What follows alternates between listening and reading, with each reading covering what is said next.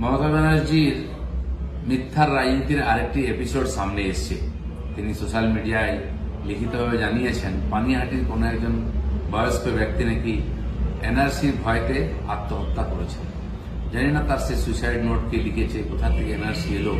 আর যদি সত্যি সত্যি এনআরসি ভয়ে সুইসাইড করেন তার দায়ও মমতা ব্যানার্জি। কারণ মমতা ব্যানার্জি বারবার বলছে এনআরসি করতে দেবো না, এনআরসি করতে দেবো না।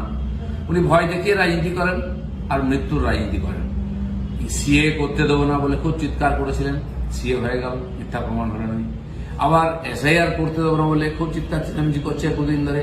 তার নেতা নেত্রীরা বিপ্লবী হয়ে গেছেন, বড় বড় ডায়লগ দিয়ে এমন ভাব করছেন যেমন তাদের কথাতেই দেশ চলে।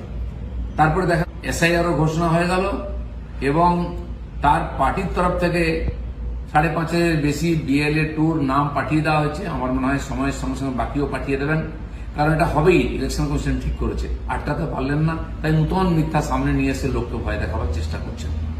আর আমরা জানি চিরদিন মিথ্যা রাজনীতি করেন। যখন ডিমনিটাইজেশন হয়েছিল বলেছিলেন 100 জন না 150 জন লাইনে দাঁড়িয়ে মারা গেছে, তাও প্রমাণ ছিল না। তারপরে যখন সত্যি সত্যি কোভিড হলো, শতাধিক লোক মারা গেল, তাকে লুকোবার জন্য ডেড বডি রাতারাতি গায়েব করেছিলেন, হয় পুড়িয়ে ফেলেছিলেন না ধাপাতে ফেলে দিয়েছিলেন।